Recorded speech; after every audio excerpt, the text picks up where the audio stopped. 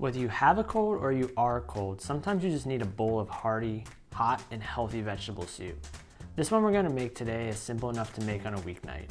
Perfect for making in a batch and storing for later, and healthy enough to eat every day. I'm Nick Zem from Walk to Eat, where we help you simplify healthy living so that you can be the best version of yourself.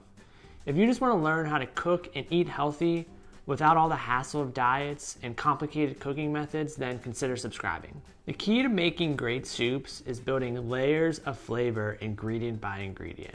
With this white bean soup, you'll build your flavor foundation by starting off with a sauté of garlic, onion, and carrots. The goal here is to brown them or caramelize them so they can release their flavors and aromas. Think of these sauteed ingredients as the foundation that you'll build the rest of your white bean soup off of. This sauteed flavor foundation even has fancy names in French and Italian cuisines like mirepoix and sofrito.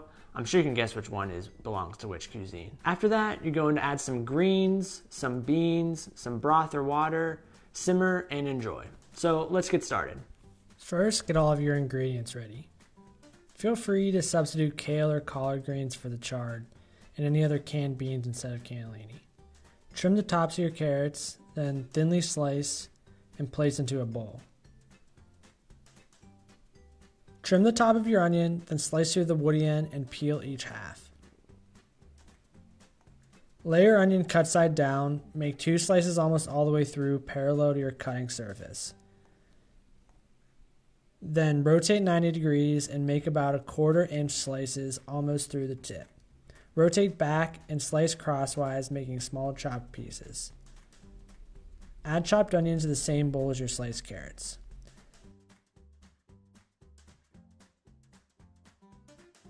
Smash, peel, and finely chop 4 cloves of garlic. Add to a separate small bowl. Separate your chard leaves from the stem. I like to just cut next to the stem down the length of the leaves. You can also tear apart with your hands. Reserve stems for another use and give the leaves a few rough chops. Then add your leaves to a separate bowl. Drain and rinse your beans using a strainer or colander. And now you have all your ingredients ready to build the flavor layers of your soup. Add about 2 tablespoons of olive oil to a Dutch oven or large pot and heat over medium heat. Once the oil is shimmering, add your onions and carrots and cook until the onion has softened and beginning to turn brown, 6 to 8 minutes.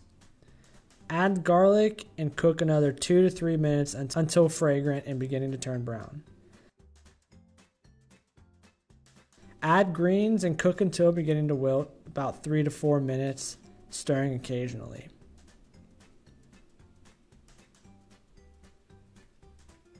Season with about 2 teaspoons of salt and add tomatoes with their liquid. Stir in and crush the tomatoes with the back of a spoon.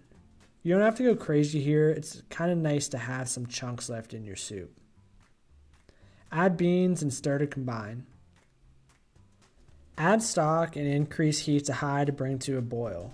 Then decrease the heat to low and simmer for about 10 minutes. While we wait for the soup to simmer, I want to tell you about my Simple Soup Framework course. If you want to learn how to cook soup without a recipe with mostly ingredients you have in your fridge, then consider checking out the link below. In this course, you'll learn the framework for making creamy and non-creamy soups just like this one, because a homemade soup is the perfect remedy after a stressful day at work. After 10 minutes or so, your soup will be ready to serve. Careful though, don't burn your tongue.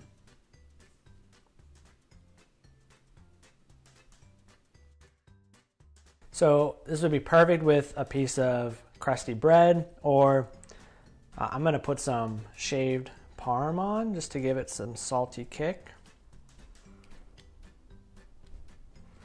Get a piece of that in there.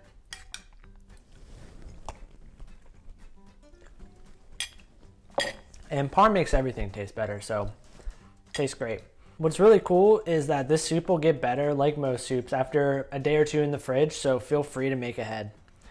I love making a big pot of soup like this, just putting a lid on it once it cools a little bit, tossing it in the fridge, and then eating it for the next couple days. And don't forget, if you want to learn more about healthy eating and cooking, then consider subscribing. See you next time.